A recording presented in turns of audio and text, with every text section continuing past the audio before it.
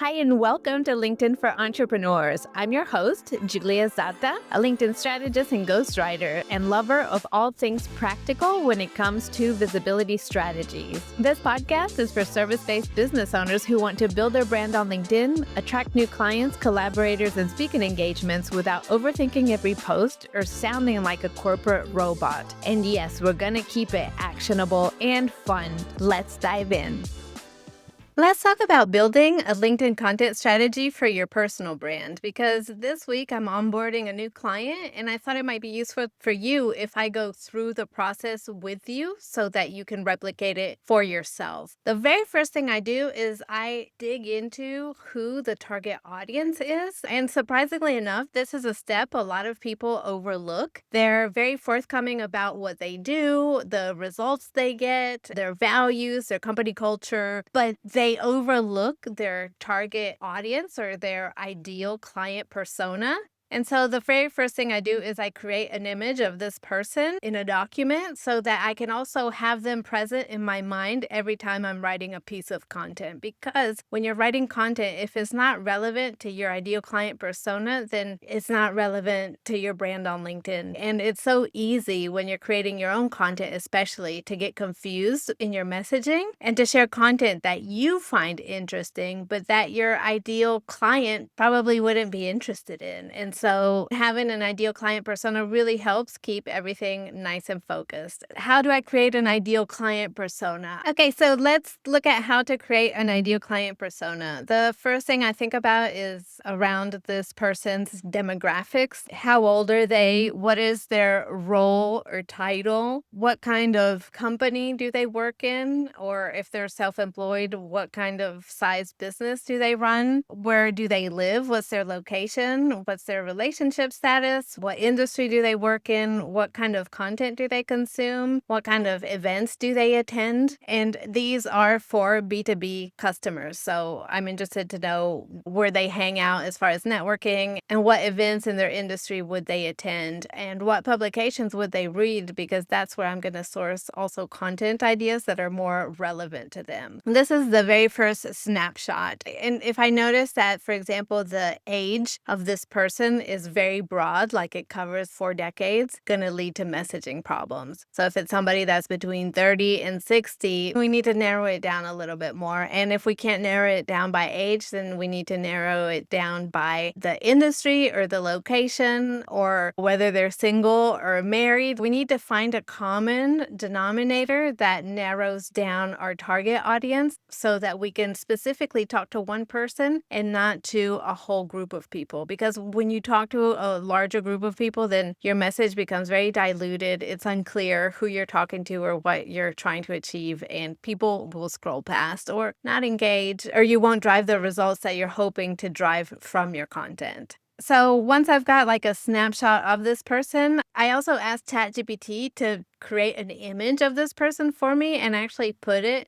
on their profile so that I can have their photograph in mind, even though it's of a fictitious character. And then I map out the problem that they're experiencing right now and then the solution that they want to accomplish and that my client is going to help them achieve, or the person who I'm writing content for is going to help them achieve. What are their problems that they're facing right now? What are the frustrations that they're experiencing? What do they need to know that they're unaware of? And what can they expect from the solution that you offer them, or what can they expect from you specifically? And then breaking it down further, I look at why they're interested in what you have to offer, why they would buy, and what objections might they have that you can help clear up. So this is several sections, so let's go over them again together so that you can break them down for yourself. So the problem that your ideal client is facing, what is the reality in which they're stuck? And separate from that, what are the frustrations they're experiencing? Can you write down some sentences that might be going on in their minds?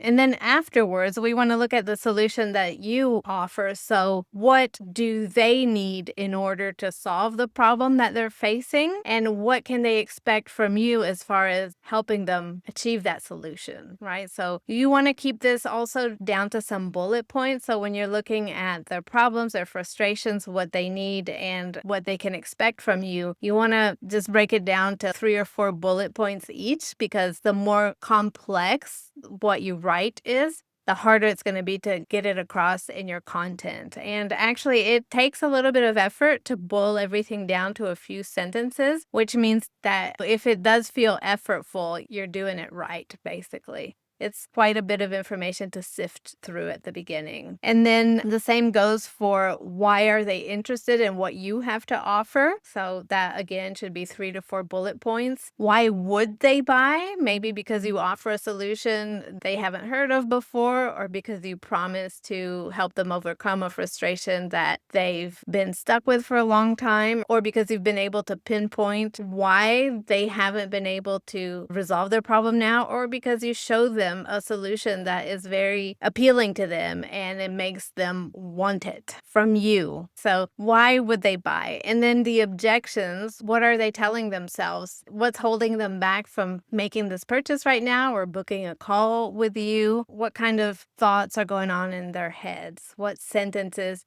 do they tell themselves on repeat? Which you should have the answer to these questions, because you've probably heard your clients say this to you over and over again. All right, so once you have all this put together, the last little sentence that I create is like a value proposition, a few, again, 3 bullet points or so, 3 sentences that describe what you offer your ideal client, like how you help them or what you help them achieve. And this is the very first part of your map. So understanding your ideal client and mapping them out like this, it should help you get into their heads better, so that when you write content that is targeting them or that's directed to them, they will read it and feel like it resonates and feel like it's written just for them. The next step is to figure out your content pillars. And so these are content themes that you go back to again and again in your content and from different angles. And so the 4 themes that I use are behind the scenes of your business, or peek behind the curtain, I call this, which is showing the day-to-day in your business, what's going on your side of the screen. Are you running a presentation? Are you working from home, coaching clients one-to-one? Are you doing something different this week than last week? Are you preparing something that you want to generate excitement around? So think about what can you document about your business behind the scenes. And this is a pillar so that you come back to this again and again. It's not just one isolated piece of content, it's a theme. So you want to continuously document what's happening in your business.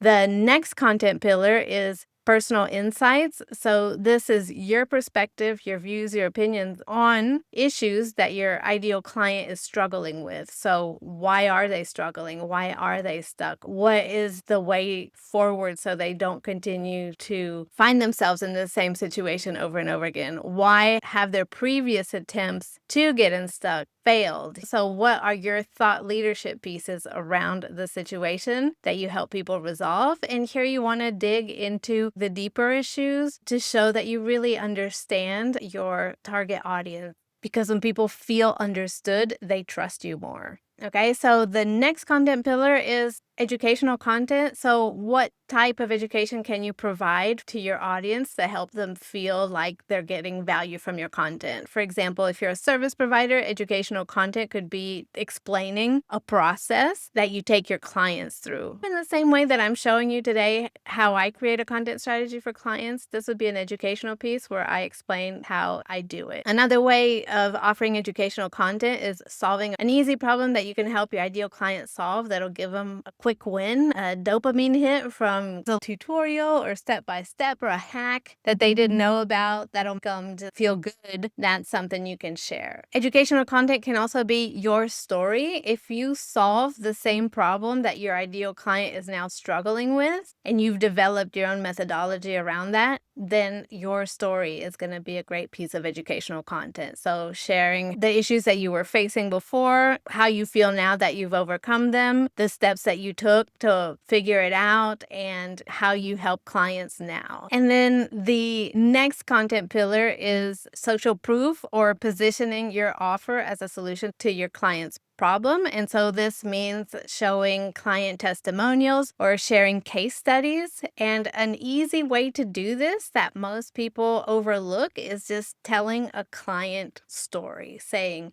this client came to me because they were facing this issue, and we worked together for this amount of time, and now this is where they are, and their only regret is not having started sooner. And you don't have to mention the person's name. You don't have to give personal details of your client. You can just tell a story, like a true story of somebody that you helped, and how they're feeling now. Another way that you could share social proof is by taking a screen capture of a message you got from a happy client. Obviously, you want to ask for their permission before posting, but if it doesn't mention their name or details or any particular situation that you wouldn't want to make public, you can use that screen share as social proof. And it's a very popular way of showing social proof right now because people are less trusting of what they see on the internet. So if you can show a screen capture of a real message, that feels authentic and is more believable.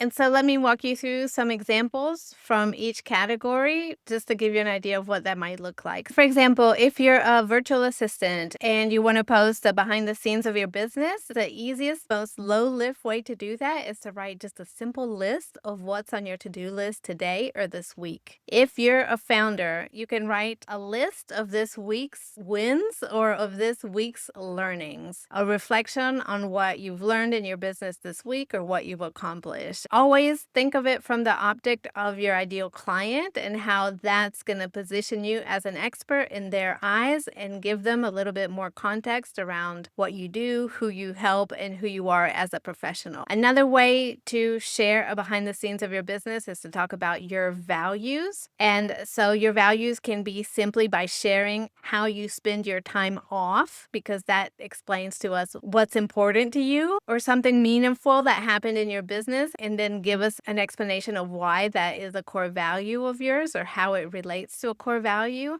A simple post that I saw recently scrolling the feed was just a picture of a Post-it note that said, "Don't work with assholes." That's a core value. And the post was built around how when this woman started her business, that was the first thing that she decided was going to guide her, and how she stuck with it over the last few years and how it brought excellent results as far as client relationships and business growth. So I hope that helped to give you some ideas as far as behind the scenes. Next, for personal insight, you want to share what are your clients struggling with? What are their biggest desires? What are the things that they wish they could accomplish, but they feel stuck and aren't able to? The content for this pillar should come from your conversations with clients and how you get them to see deeper into their problem. A lot of times it could be like a mindset shift, a reframe of the problem itself. An example that comes to mind for me is when I used to be a yoga anatomy teacher. People always ask me for a specific pose to cure a specific ailment. And I had to dig deeper and tell them, you're looking at your body completely wrong. Yoga isn't about a prescriptive practice. You can't just do a pose in the same way you would take a pill and expect it to alleviate what you're dealing with. Yoga is a holistic methodology, and your body is a holistic system, and it doesn't work in such a deterministic way the way you were taught to look at it at school.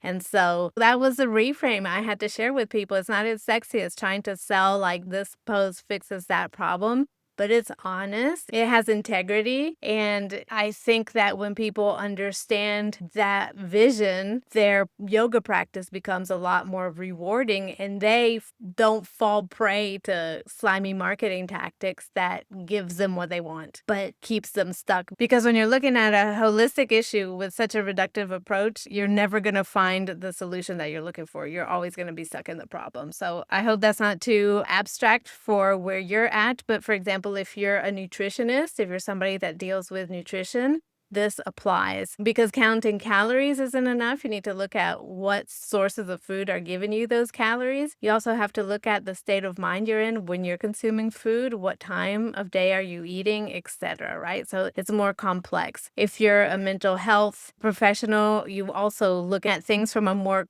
complex lens. If you go to the doctor, you can take a pill and hope that it works. But if you really want to get to the root cause of the problem, you probably have to deal with nervous system regulation, which is something you can work on through a whole bunch of like mind-body techniques, for example. Anyways, I hope that applies. So that's personal insights that really helps your target audience to understand why they're struggling. The next category that I told you about was educational type content. And so, as I said before, it could be your story if you're helping your client overcome something that you've been through. So your story is a continuous source of content inspiration, and you have to tell it over and over again. You can tell it maybe from different angles, or you can use different formats to tell the story, but you should repeat it because that story is what's going to make people connect with you, because they will feel that you get them because you've lived what they're going through. If you're a service provider, the story that you tell is more about, this is how I help my client go from A to B. If you're a web designer, you have a system for working with clients, and you can explain that in your content to make people feel more comfortable reaching out to you. They probably want to know, like, how does this work? How long will it take? What are the different steps? What do you need from me? What should I have ready? So the answers to all these questions are educational content. You're preparing them to work with you. And then finally, the last piece of content was positioning your offer as a solution. So tell client success stories. You don't have to mention personal details that would identify them or make them feel uncomfortable, but you can tell their story so that your ideal client can see themselves in that story and feel like you're the right person to help them.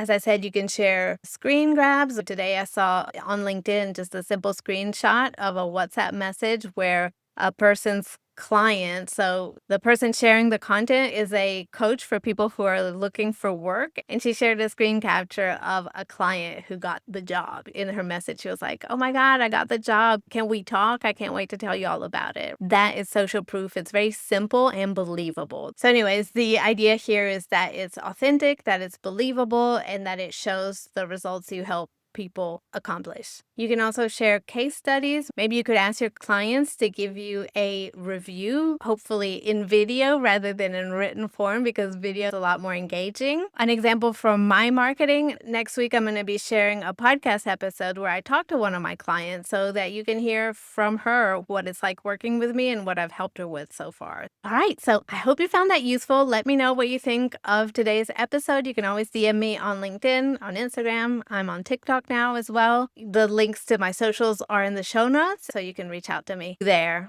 Thanks for tuning in to LinkedIn for Entrepreneurs. If you found this episode helpful, please share it on LinkedIn or on your favorite social media platform. And if you really want to make my day, leave me a 5-star review on Apple Podcasts. It helps more business owners find this show. Thanks again for listening, and I'll see you in the next one. Bye for now.